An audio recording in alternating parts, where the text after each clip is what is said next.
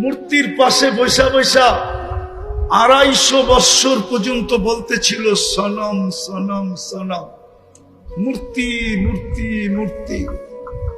বুলে একবার বলছে সামাদ, বুলে বলতে দেরি, আল্লাহ সাড়া দিতে দেরি করেন না।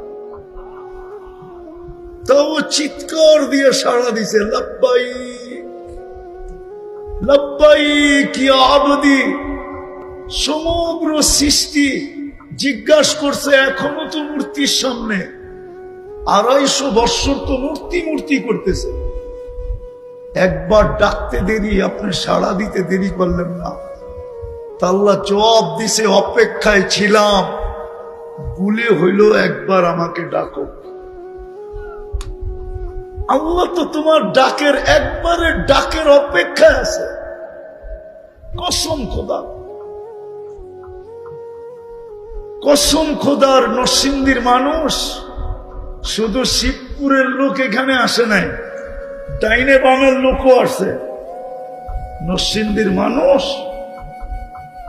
আল্লাহ তো এখন অপেক্ষা করতেছে। এখন 10টা বেজে গেছে, আল্লাহ এখন আমাদের দুনিয়ার ছাদে প্রথম আকাশে অপেক্ষা করতেছে। অপেক্ষা, আরে অপেক্ষা না, অপেক্ষা বললে ভুল হবে। আল্লাহ ডাকতেছে, হাল মিন মুস্তাগফির, কে আসিস মাপ চাইতে।